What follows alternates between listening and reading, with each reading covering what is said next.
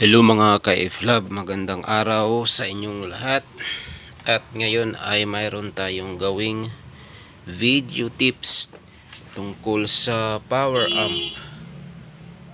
Okay, so itong power amp na to ay isang Joson Uranus. Ayan. So ito na yung board mga ka-FLab. So ito baklas na talaga siya kasi tinanggal ko na lahat para yung video natin is maiksi lang. So doon lang tayo mag focus sa pinaka problema.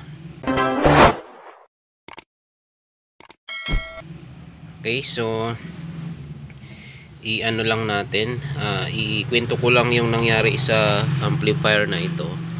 Ang amplifier na ito ay nag-overheat siya. So ang buga ng fan dito is mainit. Okay, kahit wala pang sound or wala pang input music. Okay, so mainit yung buga ng fan. At dito sa may left channel is gumagana, tumutunog, pero mainit yung buga ng fan. Okay, so may problema yung left channel. So dito naman sa kabila, ang nangyari dito ganun din, may sound din siya at mainit din yung hangin, yung lumabas. Okay, mainit din siya. At ang problema dito, at ang isang problema pa dito is nanunog ng speaker. So lahat ng speaker na naka salpak dito sa right channel is nasunog. Okay, so doon sa pag-check natin, napag-alaman natin siya na naka normally close yung relay. Okay, so naka switch na yung relay. Okay, so ang nangyari, nagpalit tayo ng trimmer kasi yung biasing voltage is mataas, kaya uminit siya. So nagpalit tayo ng mga bagong trimmer dyan, mga bago na yan. Tapos dito nagpalit din tayo ng bagong trimmer. Yan. Okay, so sineset na natin siya sa tamang resistance para magkaroon siya ng normal biasing voltage, which is 0.3.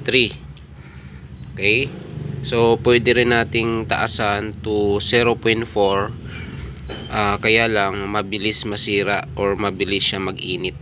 Okay, so ang normal talaga na kadalasan kasi ang original na set nito, itong model na to is 0.4. Pero ang gagawin nating biasing voltage dito is 0.3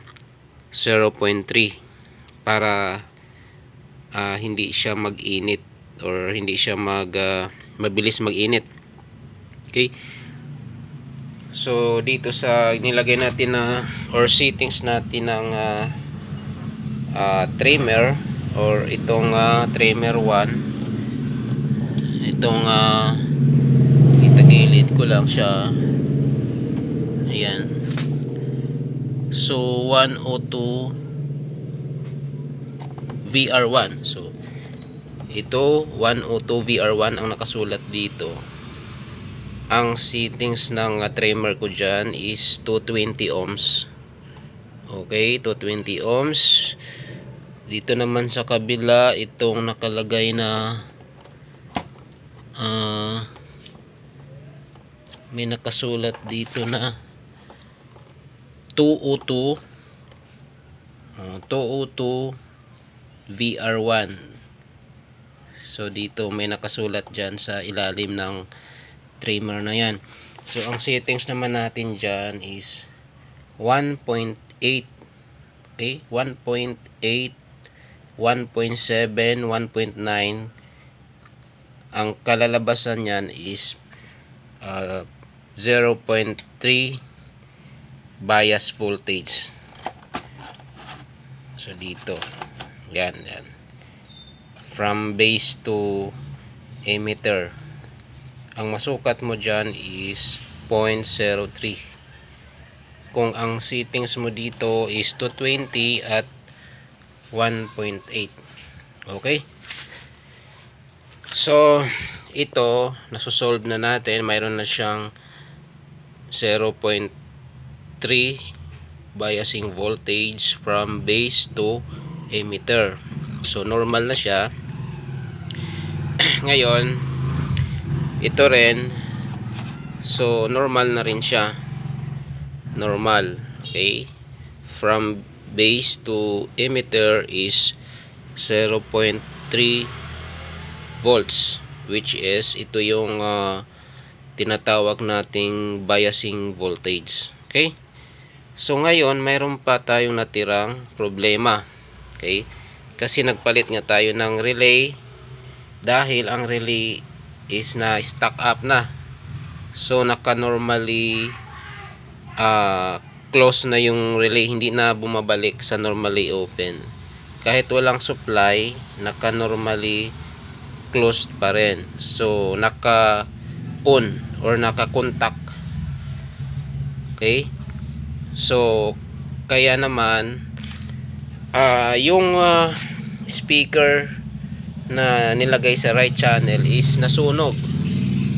Okay, bakit nasunog? Dahil hindi na siya nag-o-open, naka-on lang siya, or parang nagkaroon siya ng jumper. So hindi nagka-cut yung voltahe natin. Okay, ang voltahe nito is 95 ang supply. Ngayon, pag on mo, pag i-on natin, papasok agad yung 95 volts doon sa speaker. Okay, kasi hindi pa siya nagda-drop. Hindi katulad dito na naka-off muna siya. After 2 seconds, tsaka na siya nag-on. So nagda-drop na yung voltahe niya from base to collector. So mayroon kasi siyang high voltage pag bukas mo. Pag bukas mo, automatic magsiswitch yung high voltage dito sa base to emitter. Okay, ngayon since naka-on na siya, yung unang bukas mo na yung 95 volts na supply, dumiretso doon sa speaker. Okay, so after 2 seconds mawawala na siya kasi magpunta na siya doon, or maging 0.3 na siya. Okay, magpunta na siya doon sa normal. Okay, ngayon pag i-off mo naman siya, pag off mo siya, magsiswitch ulit yung 95 volts. Okay, from 0.3, pag i-off mo yung power switch, papasok naman yung 95 volts. So nakababad pa rin doon sa speaker mo. So kaya nasunog. Okay, so ang nangyari, pinapalitan natin ng relay. Okay, so parehas lang yung specs niya dito sa voltahe at saka amperahe. So 30 ampere ang original, 30 ampere. Then ang voltage na kailangan sa coil natin is 12 volts VDC. Okay, so same lang dito sa kabila. Ito yung original. Yan. So ang problema nito, pag i-on natin, subukan natin i-on. Okay, yan. So dito sa kabila, yung pinalitan natin ng relay, naka-on yung protect. Dito sa left, nakapatay yung protect. Noong nag-click na yung relay na mamatay yung protect. Ito, kahit nag-click na yung relay, nakababad pa rin yung protect. Okay? So ngayon kung sukatan natin yung bias voltage, sukatan natin. So dito natin ilagay. Set lang natin sa DC. Okay? So sukat tayo dito.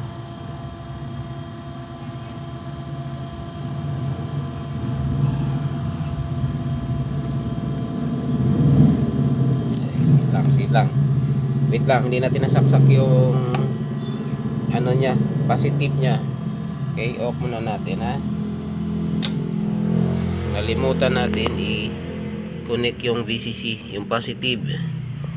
So saksak na natin lang. Yan, nasaksak na. So ulitin lang natin. On.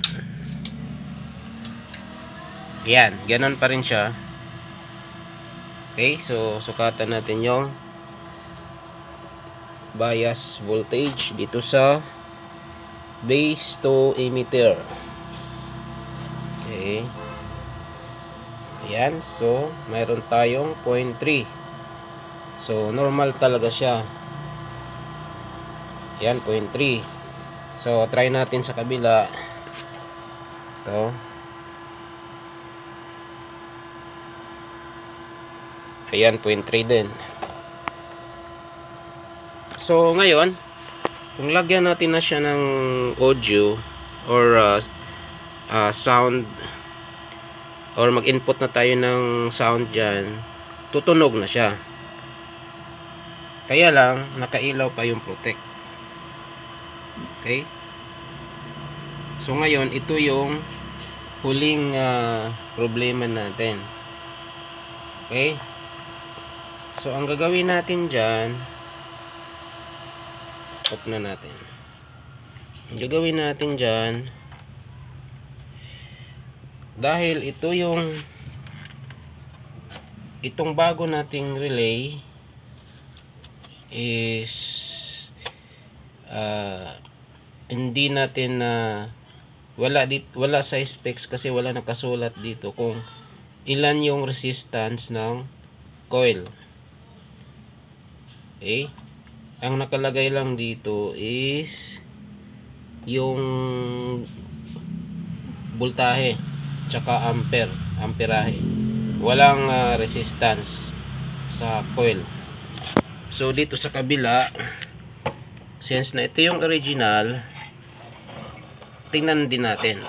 Sukatan natin yung resistance ng coil. Okay, so ilagay muna natin dito.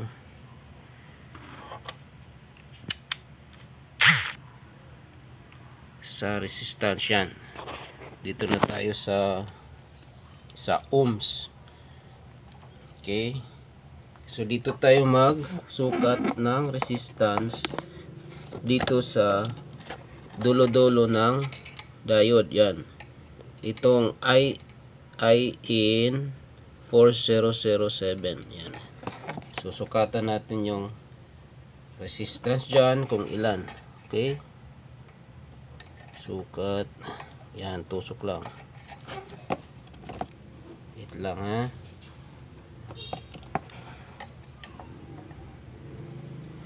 Okay, tusok isa. Iyan. Okay, so ang resistance niya is 170 ohms. 170 ohms. So itong paan ng diode dito sa cathode side tsaka sa anode side is nakakonekto doon sa paa ng coil. Pin 1 saka pin 2, naka-parallel ito. Okay? So ngayon, kumpara natin dito sa bago nating binili ng relay, bagong binili na relay. So dito pa rin tayo magsukat dulo-dulo. So, Basta sa diode ako nag tusok ha, baka hindi nyo makita. Okay, so ito yung resistance nya. So hindi ka lang, yusin lang natin. Ayan, so 31 ohms 31 ohms lang yung coil dito. So ngayon, ito yung dahilan bakit hindi siya nag-off. Okay, hindi siya nag-off yung protect na LED. Although gagana na talaga siya, kaya lang may naiiwan na voltahe papunta sa LED. Okay, so ngayon pakita ko sa inyo kung saan nakababad yung voltahe. So ilagay ko lang dito yung negative T-sprad dito sa negative, yan sa output. Tapos iset ko naman dito sa DC. Tapos i-on natin. Yan, i-on natin ha. Okay. Nakapatay na yung kabila. Okay, so dito kasi siya dumaan. Ito yung lines sa protect. Itong resistor na to, yan. Kita ko lang ha. Ito. Yan. Pupunta to sa coil. So kung napansin nyo, 0.9. Okay, 0.9 or 0 volts na siya. Okay. Yan sa resistor na yan. Okay. Compare dito sa kabila, ito mayroon pa siyang 3.2. So yung voltahe na yan, kaya pa niyang pailawin yung protect. Okay, so bakit mayroon pang voltahe dito? Kasi yung relay natin, ito mababa lang yung resistance nito. So kung tandaan natin yung kung basihan natin yung Ohm's law, once na mataas yung resistance, bababa yung voltahe. Okay? Bababa yung voltahe. Once na mataas yung resistance, mataas yung resistance, bababa yung voltahe. Okay? Kung mababa yung resistance, mataas yung voltahe. So ito mataas, kaya niya nang i-drop yung natitirang voltahe papunta sa protect. Once na mag-on na siya, once na mag-activate na yung relay, kaya niya nang i-drop. Dito, since na mababa lang yung resistance niya, hindi niya kayang i-drop. Okay? So ngayon, mayroon siyang natirang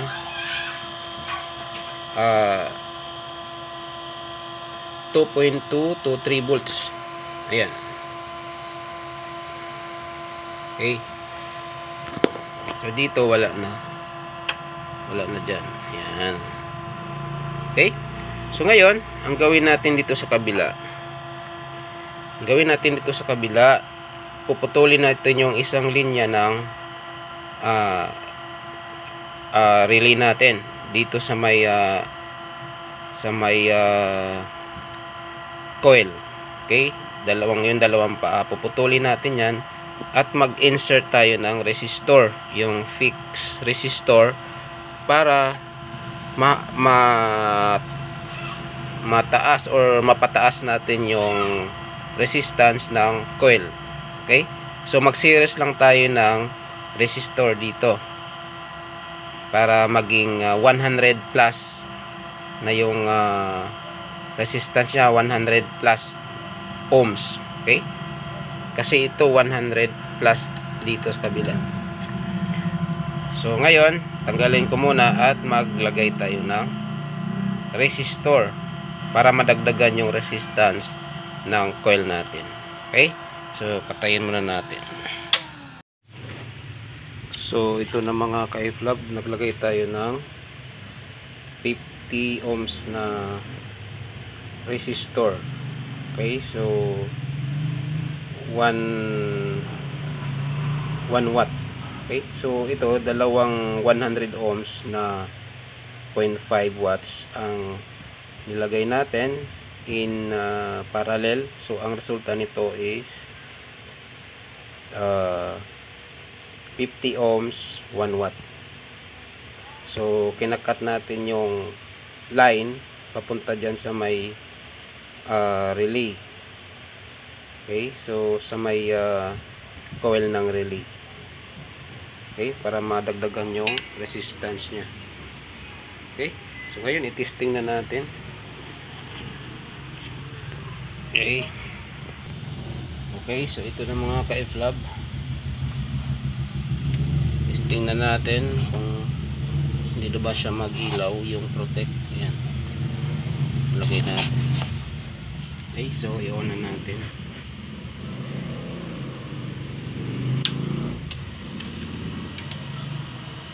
Okay. So medyo ano lang siya, medyo delay konti. Nadidelay lang siya konti dahil 50 ohms lang yung nilagay natin. Pero okay na siya. Namamatay din naman siya. Okay?